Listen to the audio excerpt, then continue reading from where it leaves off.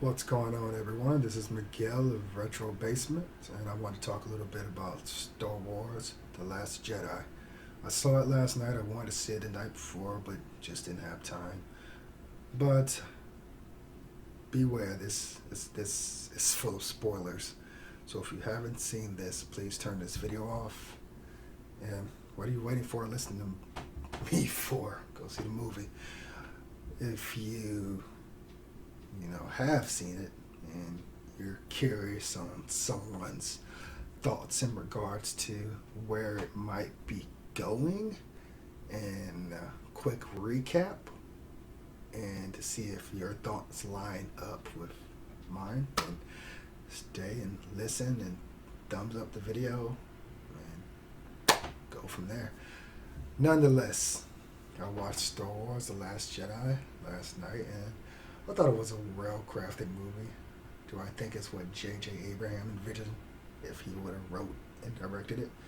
No, I don't. I think this movie went kind of far from what J.J. Abraham's vision was, and I think that is what the director wanted to do. He didn't want it to feel like a J.J. Abraham movie. Why would he? He's not J.J. Abraham. I'm not super familiar with this director, but I've seen some of the previous movies that he's directed. He hasn't directed a whole lot. I looked him up, and his name escapes me at the moment. But what he has directed was pretty good. Like The Looper with Bruce Willis. He directed that, if I'm not mistaken. Correct me if I'm wrong. And that opened to somewhat critical acclaim as far as rating-wise, but I don't believe it sold. Well, not sold. I don't believe it had a lot of people go see it. When I think about The Looper and Bruce Willis and things of that nature.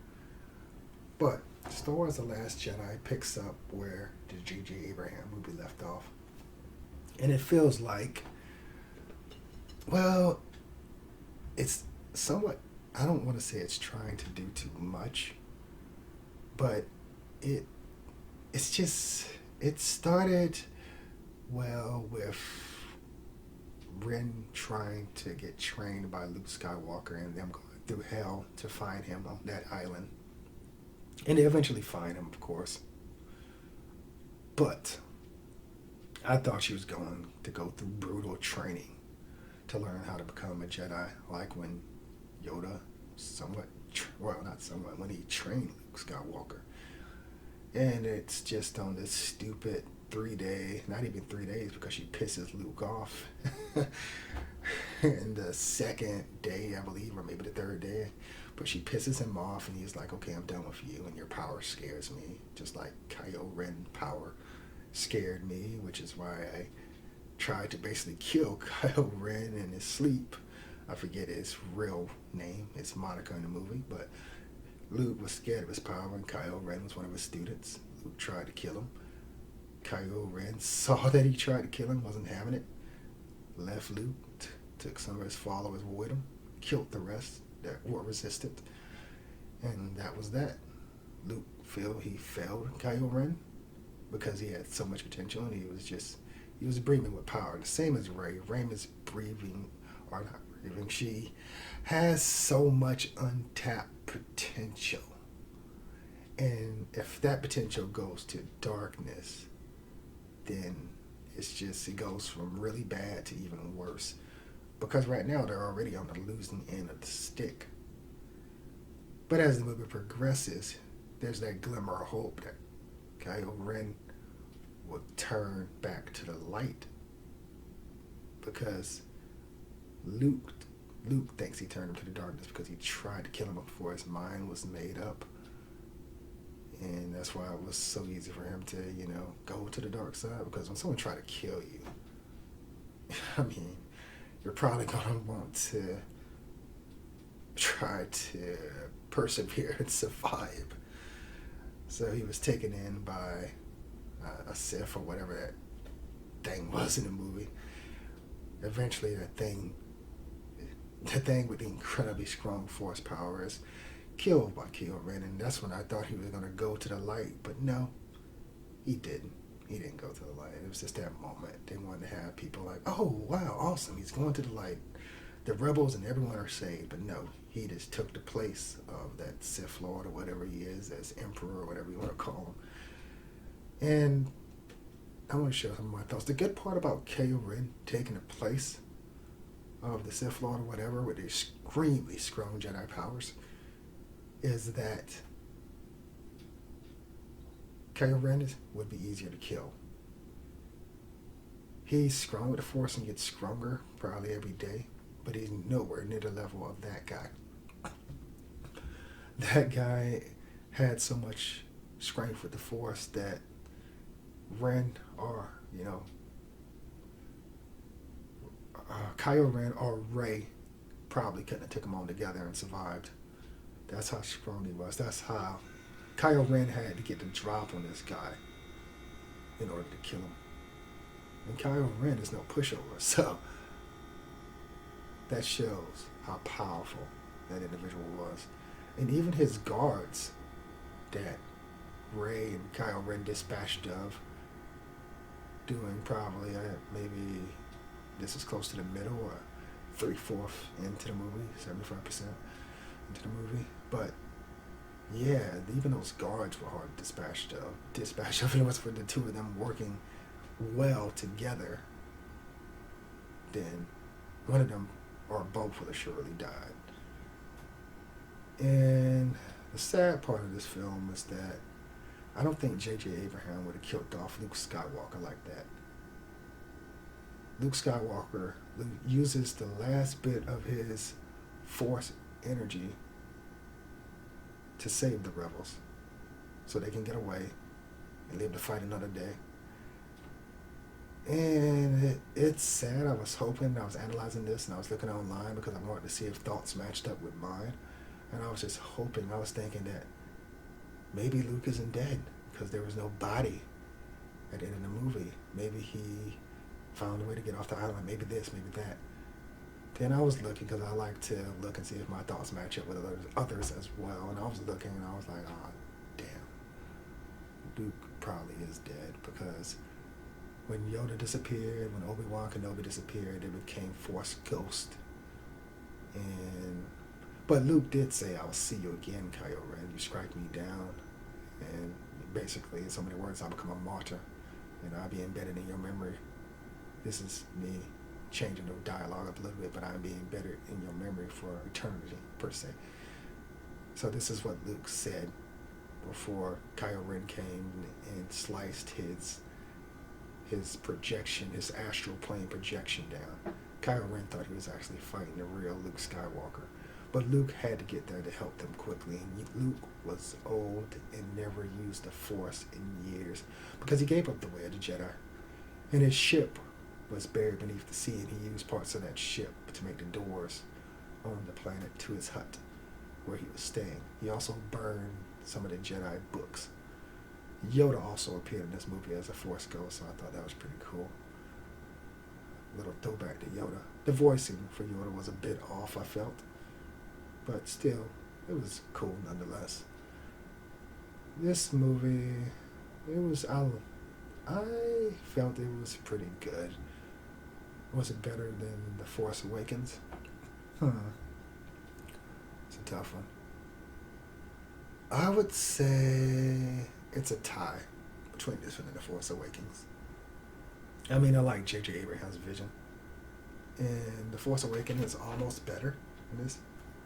But I like that they brought in some new characters that were pretty kick-ass too. They brought in Benicio del Toro. They brought in the other love interest of, what's his name? That's always hanging around Ren. But yeah, they brought in another love interest for him. And I'm really looking forward to next year to see the conclusion of this film. And J.J. Abraham is supposed to pick up the mantle again, unless he get hit with a sexual allegation or something, then they throw him off.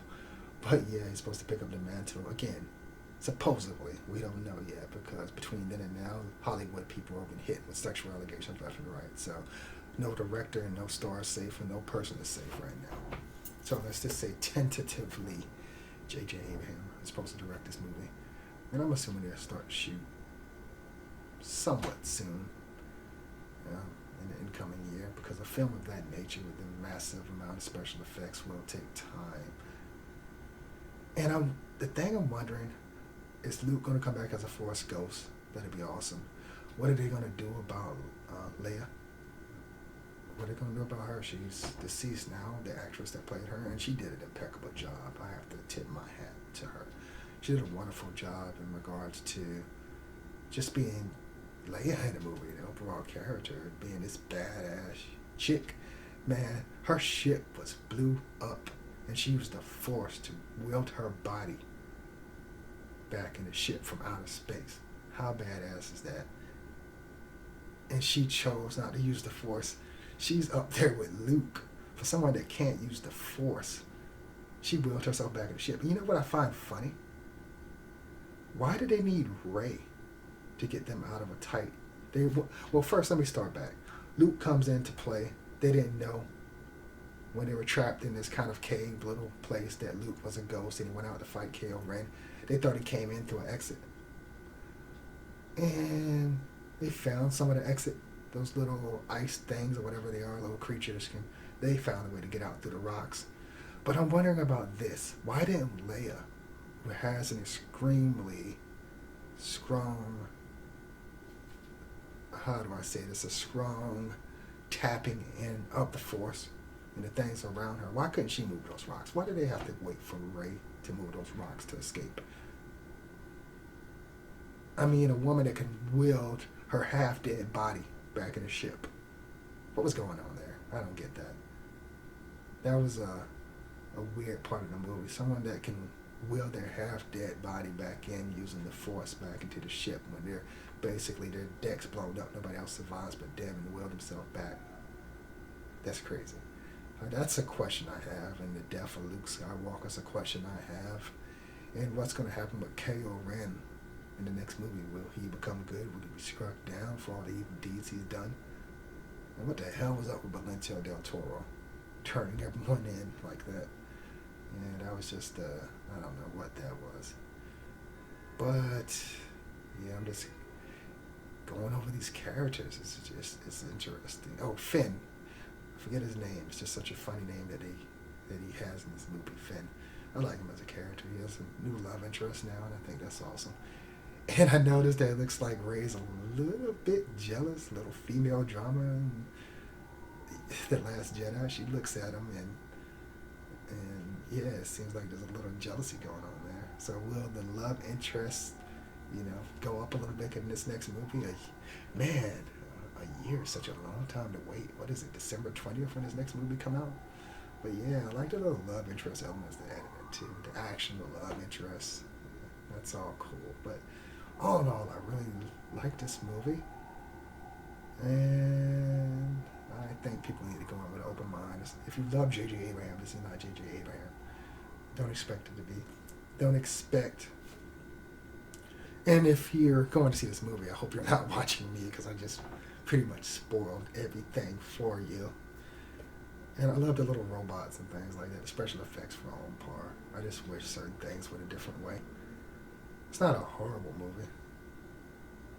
I mean, it's for a new generation, so we can't expect it to be like the ones in the late 70s and 80s Star Wars. You gotta know you're getting into these new Star Wars things, these Disney things.